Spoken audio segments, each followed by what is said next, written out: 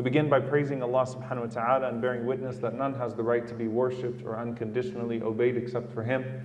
And we bear witness that Muhammad sallallahu alaihi wasallam is His final messenger.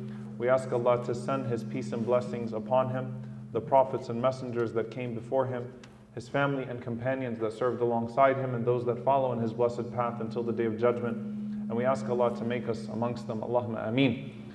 Dear brothers and sisters, I want you to imagine for a moment if you were sitting in a khutbah in Al-Madinah Al-Munawwara, and Umar ibn al-Khattab radiallahu ta'ala anhu was giving the khutbah, and in the middle of the khutbah of Sayyidina Umar radiallahu ta'ala anhu, he shouts, Yawm al-Jum'ah, Friday prayer in the middle of the khutbah, Ya Sariyatul Jabal, Ya Sariyatul Jabal, Ya Sariyatul Jabal, O Sariya to the mountain, O Sariya to the mountain, O Sariya to the mountain. And then he goes back to giving his khutbah as it is. And you would be sitting there and you would be perplexed, as is natural, at wondering why the interruption. What did you suddenly see that caused such a break in your khutbah? And indeed, after the khutbah, Sayyidina Ali radiallahu ta'ala anhu goes to Sayyidina Umar radiallahu anhu and asks him, what was that? Why did you suddenly say, Ya Sariyatul Jabal? And he tells him that I suddenly saw Sariya and the Muslims that were in Iraq, subhanAllah, from Al-Madinah Al-Munawwara. And I saw that there was a group of people about to attack them from behind the mountain. And I shouted, Ya Sariyatul Jabal, as if to say, hurry up and take to the mountain because there are people that are behind you that are coming to get you. And indeed, subhanAllah, a month later, when Sariya radiallahu ta'ala anhu returns back to Medina with his people, he tells Umar radiallahu ta'ala anhu about this situation in which they were stranded and they didn't perceive an army that was behind them, and they heard the voice of Umar radiallahu anhu and took to the mountain and then saw what was happening behind them and were able to establish themselves until Allah subhanahu wa ta'ala gave them victory. Now this is a moment in Islamic history that we could elaborate on for an entire khutbah. But I want to break from that moment, inshaAllah ta'ala, for the moment that we are in right now. Ramadan is around the corner. We ask Allah subhanahu wa ta'ala to allow us to live to see Ramadan because no day is guaranteed. And we ask Allah subhanahu wa ta'ala to grant us acceptance in the month of Ramadan because acceptance should not be taken for granted. And I know that there are many people that feel the sadness and the weight of what is happening with our brothers and sisters in Palestine, in Gaza. May Allah subhanahu wa ta'ala give them victory. Allahumma ameen. And it's hard to perceive the joy of Ramadan with everything that's happening in the background. But I don't want to talk about the joy and the sadness. I want to start off from this place. First and foremost, we should show gratitude to Allah subhanahu wa ta'ala for allowing us to be present in Ramadan, for giving us the gift of Ramadan, because it is a gift that many people wish that they had, and it is a gift that many people will no longer have because they have passed away before this Ramadan. And so the very first thing that you meet this month with is gratitude to Allah subhanahu wa ta'ala, shukr to Allah subhanahu wa ta'ala, saying Alhamdulillah, He gave you another opportunity to live to see this blessed month, to be a part of it, to make du'as where other people cannot make du'a anymore, to partake in acts of worship that others are no longer able to partake in. وَلَئِن شَكَرْتُمْ لَأَزِيدَنَّكُمْ. And if you are grateful, I will increase you. And so the very first thing is Alhamdulillah for the blessing of Ramadan, because it is a blessing whether we feel joy or not. It is an incredible blessing that not everyone gets to have, and that we should not take for granted. Another opportunity to please Allah subhanahu wa ta'ala. But then how do I connect it to the moment that I have right now? And many people are saying this Ramadan doesn't feel the same. And what I don't want to happen is that you waste your Ramadan because of your sadness, and you take it for granted and say, you know, this Ramadan is different. Maybe the next Ramadan, things will be different and I'll feel better and I can apply myself in worship. Rather, everything that is happening should be a reason for you to have the best Ramadan of your life. It should actually be the reason for the Ramadan in which you are closest to Allah subhanahu wa ta'ala than any Ramadan prior. Why? When you read about the secrets of fasting and what Ramadan is meant to unveil in our hearts, beyond simply causing us to want to fast from our food and our drink, beyond simply disconnecting us from our desires, it is also meant to connect us to Allah subhanahu wa ta'ala and to the hereafter and to the reward of the hereafter that He promises the righteous believer in a way that nothing else can. And for many Ramadans prior, you spend the beginning of Ramadan peeling the layers, deeper perception, trying to perceive Allah subhanahu wa ta'ala, trying to perceive the hereafter, trying to perceive the reward of the hereafter, trying to perceive the pain and the suffering of your brothers and sisters. And you know what? Allah subhanahu wa ta'ala gave us all a head start. You have a head start bi'idhnillahi ta'ala. You need no one to tell you about the appetite that you have for this world being out of control. When the Prophet ﷺ saw Israfil alayhi salam with his lips puckered to the horn, he said, Kayfa an'um? Kayfa an'um? What appetite do I have for this world after I saw that blow of death? And so if you've lost your appetite for this world after seeing what is happening in Gaza, you've gotten a head start on Ramadan. Because Ramadan is meant to diminish your appetite for this world, not just your appetite for food and drink. You've gotten a head start in Ramadan. And if you watch those videos that are coming out of Gaza and you feel the pain as if someone is striking you to where you physically can't sleep, all of those ahadith about the fever of the body when any part of it is struck, if it physically makes you sick, if you don't enjoy your food after seeing people that are shredded, like the meat that we eat, then you've gotten a head start on your Ramadan. There's something that Allah subhanahu wa ta'ala was breaking you off from. And even beyond that, if Allah subhanahu wa ta'ala has pushed you to worship Him at a greater level, pushed you to qiyam, maybe you didn't used to make dua so sincerely. Maybe you started to pray qiyam some nights and make dua for your brothers and sisters. Allah gave you a head start on Ramadan. And there are three things that the ulama mention in terms of the depth of perception that should happen in Ramadan, and they all relate to this particular moment that we are in right now, and why this Ramadan has to be different, but not in the way that other people are talking about it being different. It has to be different in a good way. Number one, that you perceive Allah subhanahu wa ta'ala in your personal worship of Him to the point that it is as if you can see Him. It is as if you can see Him. أن تعبد الله كأنك تراه. That you worship Allah as if you can see Him. You see, كتب عليكم الصيام كما كتب على الذين من قبلكم لعلكم تتقون. Fasting is prescribed on you so you can become God conscious. But eventually that God consciousness starts to transcend all of the worldly things that are in front of you and all of the barriers that are between you and Allah subhanahu wa ta'ala, to where you are at such harmony. I'm not preaching with God in the divine sense, not a divine presence, but oneness in the sense that it is as if you can see Him through everything. That this entire reality around you feels like an illusion, and He is the only reality when you enter into your salah and you enter into your acts of worship. It's the depth of your perception, that you perceive Allah subhanahu wa ta'ala through everything. And the reading of the Quran, and the removal of the food and the drink, and the removal of the sins that come with that heightened elevation of consciousness are meant to bring you to that place where you perceive Allah subhanahu wa ta'ala through all of the barriers of what He has created. The second thing is that as it relates to your brothers and sisters, that you perceive them حَتَّى يُحِبُّ لِأَخِيهِ مَا يُحِبُّ لِنَفْسِهِ, until you love for your brother what you love for yourself. What does it mean? يُحِبُّ لِأَخِيهِ مَا يُحِبُّ لِنَفْسِهِ, that you love for your brother what you love for yourself. That you see yourself in your brother. That you remove all of the barriers between you and your brother and sister to the point that you don't just see a shared humanity, but you actually see an inevitable existence. You are me. That person in Gaza is me.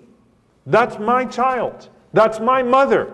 That's my brother. That's my sister. That is me. And so subhanAllah, when it comes to transcendence with the relationship with the divine, with Allah subhanahu wa ta'ala, that you worship Allah as if you can see Him, because you can't be Him. But when it comes to transcendence with your brothers and sisters, to the point that you become them, because they are living, breathing creatures who say La ilaha illallah Muhammadan Rasulullah just like you. And so it is to the point that my priorities dissolve into their priorities, that their existence becomes my existence, that what they are seeing becomes what I am seeing, that the pain that they are feeling becomes the pain that I have. And therefore my output in regards to them is like the output that I would hope in regards to me if I was in that exact same situation. And so transcending the dunya with your perception of Allah subhanahu wa ta'ala as if you can see Him, transcending the dunya with your brothers and sisters as if you are them, and transcending the material worth of this world in pursuit of the greater reward of the hereafter. And that was the realization the companions came to in the Khandaq when they were in that trench. As they are facing a genocide in Medina. Allahumma la aisha illa aishul akhirah. Faghfir lil ansar wal muhajira. Oh Allah, there is no life except for the life of the hereafter. What are they trying to do? They're trying to protect themselves in this life. But in trying to salvage what they have of this life, they actually came to the realization of what the worth of that life actually is. These young men are digging away in a ditch, and everyone is on their toes about what is to come. But in that is a realization, you know what? This really isn't anything. Allahumma la aisha illa aishul akhirah. There is no life except for the life of the hereafter. There is nothing that is truly worth it in the sense that it would cause me to compromise what is in the hereafter. And so I bring you back to Umar ibn Khattab radiallahu ta'ala anhu in that moment.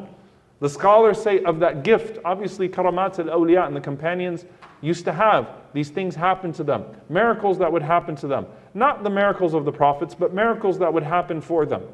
That this is a miracle that Allah subhanahu wa ta'ala opened for him in that moment and gave him a portal into something that he physically was not in proximity to. But they also mentioned that there's a connection. This is the same man who used to fear that Allah subhanahu wa ta'ala would prosecute him on the Day of Judgment because a donkey in Iraq would complain about the road not being straightened for it on the Day of Judgment. About him. And so if he carries that hem, if he carries that passion, that type of compassion for a donkey in Iraq, and fears the reprisal, fears the consequence of neglecting it, how much more do you think his heart was actually in Iraq with Sariya and his companions in those moments? It's more than just a miracle. It's a miracle that's produced out of equality. They are me and I am them. I start to see the world through their eyes as if their world is actually my world. And so when someone says, what is Ramadan like this year? A lot of our religion is putting ourselves in different situations than the one that is obvious to us around us. Dear brothers and sisters, this Ramadan, I have a challenge for yourself and for me. I want you to wake up every single morning in Ramadan and not just make dua for your brothers and sisters in Gaza and try to appreciate the blessings that you have. I want you to wake up every single day of Ramadan, 29 or 30 days. And after you praise Allah subhanahu wa ta'ala, الَّذِي أَحْيَانَا بَعْدَ مَا أَمَاتَنَا, the one who gave us life after death, I want you to say, what if I just woke up in Rafah? What's on my mind right now? What's in my heart right now? What is a person waking up in Rafah right now seeing? And how can I be there for them? As your day goes on, what am I reading? What am I thinking about? What are my priorities? Every moment of the day in Ramadan, don't just try to perceive Allah subhanahu wa ta'ala as you should through the worldly existence around you. Try to perceive life through the eyes of your brothers and sisters, and it should not be that hard because you are seeing them constantly in their suffering. You've probably been more exposed to their suffering now than you were ever before to anybody else. What is it right now in Rafah? If I'm breaking my fast, if I even have bread in Rafah, how am I breaking my fast? What am I doing in Gaza with the airstrikes falling upon me? What type of devotion am I having when I'm reading Quran? Because I can tell you, by the way, that despite everything that is happening to them, mark my words, they will be praying Taraweeh, even with the airstrikes. Mark my words, they will be asking questions about how to fast, even if they have nothing to break their fast with. Mark my words, they are thinking about how to find Laylatul Qadr, even though they don't know if they're going to live to see another night. And none of us truly know.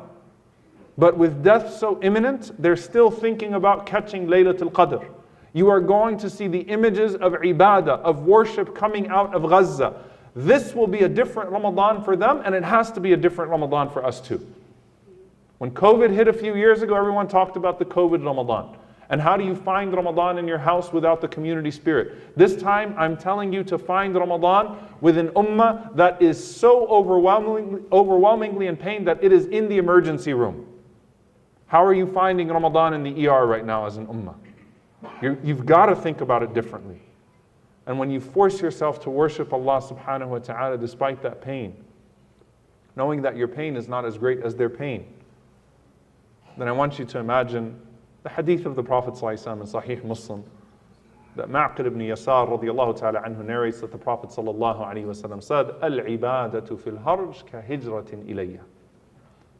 To worship Allah subhanahu wa ta'ala in hard times is like making hijrah to me, is like migrating to me.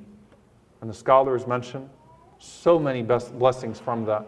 The first one being لِكَثْرَةِ الثَّوَابِ, because the good deeds are more when you worship Allah subhanahu wa ta'ala through pain. And if you are voluntarily enduring emotional pain and suffering because of your brothers and sisters, and you're worshiping Allah subhanahu wa ta'ala with that pain and asking Allah subhanahu wa ta'ala to relieve them of that pain, then that is far greater than your comfortable worship. I want you to think about the things you were asking Allah subhanahu wa ta'ala for last Ramadan, and what will you be asking Allah subhanahu wa ta'ala for this Ramadan if your heart and your mind are in the camps in Rafah? What are your priorities in your dua this Ramadan? And shouldn't your du'as provoke more tears this year than your du'as did last year? Dear brothers and sisters, it's a different Ramadan for us, and it has to be a different Ramadan for us. And on an individual level, it has the potential to actually be the most spiritual Ramadan of your life. Don't waste it. Don't waste it away. Take the emotions that you have this year and turn them into a Ramadan that you've never had before, by imagining every day that you are having Ramadan in Rafah. May Allah subhanahu wa ta'ala alleviate the suffering of our brothers and sisters in Gaza and our brothers and sisters all over the ummah. May Allah subhanahu wa ta'ala allow this special month to bring special victory. May Allah subhanahu wa ta'ala allow the istighfar, the seeking forgiveness of our sins all around the world, be a means of alleviating the pain from our brothers and sisters in Gaza. May Allah subhanahu wa ta'ala allow our worship and our du'as to be accepted and to be a means of benefit for them and a means of benefit for us as well in the hereafter. Allahumma ameen. أقول قولي هذا وأستغفر الله لي ولكم ولسائر المسلمين فاستغفروا إنه هو الغفور الرحيم. الحمد لله رب العالمين والصلاة والسلام على رسوله الكريم وعلى آله وصحبه أجمعين. العبادة في الهرج كهجرة إلي. May Allah subhanahu wa ta'ala accept the true ibadah of those that are truly in pain, my brothers and sisters in Gaza. Dear brothers and sisters, subhanAllah, as you see their pain, know that there is a tremendous reward that Allah subhanahu wa ta'ala has in store for them, the shuhada and those that are left behind. May Allah subhanahu wa ta'ala accept it from them as well. Make this month a means of ease for them. Allahumma ameen. اللهم اغفر للمؤمنين والمؤمنات والمسلمين والمسلمات الأحياء منهم والأموات إنك سميع قريب مجيب الدعوات. اللهم اغفر لنا وارحمنا واعف عنا ولا تعذبنا. ربنا ظلمنا أنفسنا وإن لم تغفر لنا وترحمنا لنكونن من الخاسرين. اللهم إنك عفو كريم تحب العفو فاعف عنا. اللهم اغفر لوالدينا رب ارحمهما كما ربونا صغارا. ربنا هب لنا من أزواجنا وذرياتنا قرة أعين واجعلنا للمتقين إماما. اللهم انصر إخواننا المستضعفين في مشارق الأرض ومغاربها. اللهم انصر إخواننا المستضعفين في فلسطين. اللهم أصلح أحوال إخواننا المستضعفين في كل مكان. اللهم عليك بأعدائك أعداء الدين. اللهم أهلك الظالمين بالظالمين وأخرجنا وإخواننا من بينهم سالمين. عباد الله، إن الله يأمر بالعدل والإحسان وإيتاء ذي القربى وينهى عن الفحشاء والمنكر والبغي يعظكم لعلكم تذكرون. فاذكروا الله يذكركم واشكروه على النعماء يزد لكم ولذكر الله أكبر والله يعلم ما تصنعون. وأقم الصلاة.